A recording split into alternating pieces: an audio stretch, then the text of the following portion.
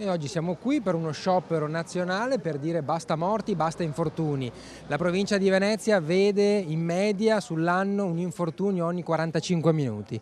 Una vergogna per noi che è inaccettabile, del tutto intollerabile. Non possiamo essere una provincia da primato sugli infortuni. Per questo noi siamo qui per scioperare, per dire basta ai morti, per dire basta alla catena dei subappalti, quella che ha determinato quello che è avvenuto a Firenze ma non solo, e su cui chiediamo al tavolo con il governo interventi immediati. Un corteo composto da centinaia di lavoratori ha manifestato oggi a Marghera davanti alla sede di Confindustria insieme a CGIL e UIL per dire basta alle morti sul lavoro.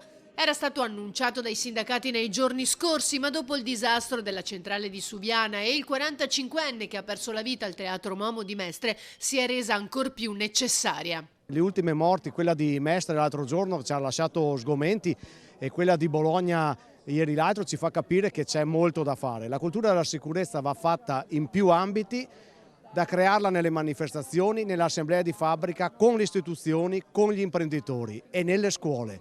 Bisogna non creare solo cultura della sicurezza, ma la cultura della vita. E questa noi è la nostra battaglia che non abbandoneremo mai. Ad aprire il corteo i delegati Enel. Bisogna tornare a logiche di investimento, a logiche industriali e superare invece quelli che sono gli atteggiamenti oggi dell'azienda, ma anche del governo, vorrei dire, sulla finanziarizzazione delle aziende, anche comprese quelle di Stato. Quando c'è qualcuno che ti dice fai qualcosa di pericoloso, la persona, il lavoratore deve subito fermarsi e non deve farlo più.